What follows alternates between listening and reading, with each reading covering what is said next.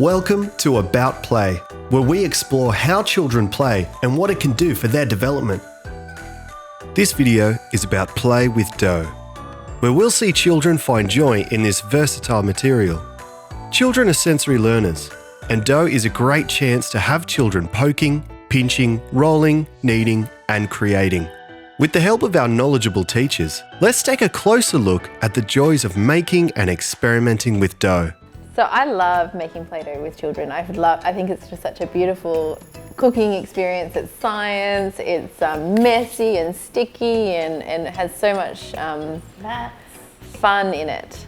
And it's messy, like look at this, she's just dropped it all to the side and then you see May here tipping it so perfectly into the bowl because she's 2 years older. And this understanding that she's scooped that cupful of flour, but she's been unsuccessful in filling it in that initial scoop. So she's put it on the table and then that filling, you know, that understanding that she needs more. Cup. Yeah. And they're those really foundational mathematical skills. And even here, just like the joy of watching the liquid mix with the flour and the consistency change and you watch his face. And that crease of his eyes, like he's enjoying this, you know, he wants to be part of it.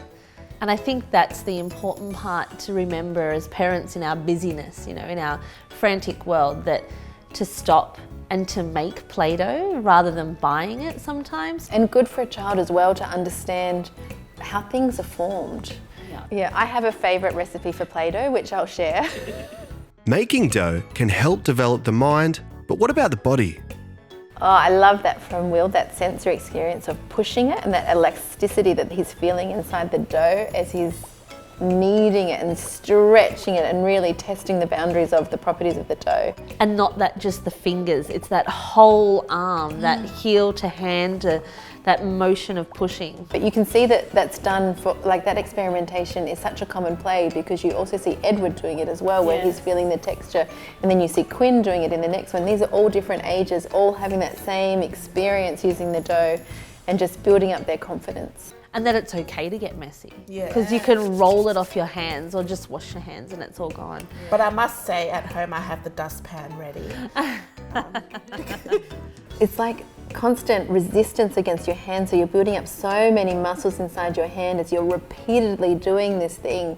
And I think in today's generation too, we need to be mindful to be doing these experiences more at home because, you know, children have so much time on tablets and iPads and iPhones, and it's just all finger movement. We need to start really thinking about the muscle movement in their hands, which is really important as they develop.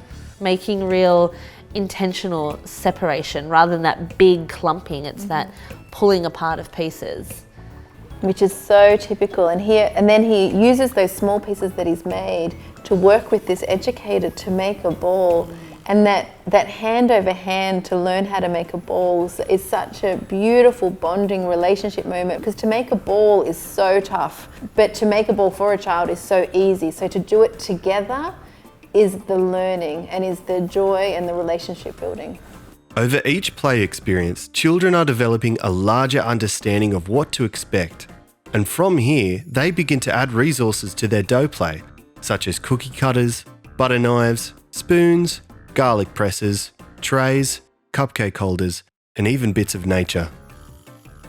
Oh, I love this. When we watch this footage together as a little group, we shared in joy of watching Quinn try so persistently to fill this garlic press up with Play-Doh in the anticipation of pressing it through, but he never quite got there. And I think something that's so beautiful is this trial and error. And sometimes we want to step in and do it for them because we're feeling a bit frustrated for them maybe. But even like here, we don't see Quinn looking frustrated, but if the child did look frustrated, to jump in and do it for them and to solve it for them doesn't necessarily help their frustration, because they need to work through their emotions at that time. They need to learn it's okay to fail because we can try again. And I suppose in that time you can offer suggestions then. Absolutely, yeah. Rather than doing it. We have to think about the intricacies offered by what they're using. So those little flowers, you know, they are real. they need to keep their stem attached to be able to be successful in placing them in. So there's this real idea of fine motor skills and that understanding of being gentle and careful.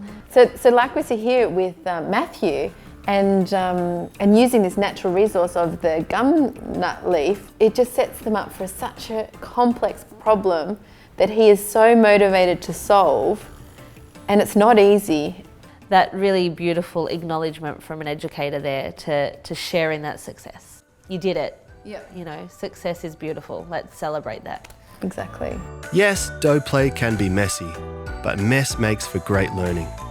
We hope this video has encouraged you to explore Play-Doh more deeply with a child in your care, and we thank you for watching.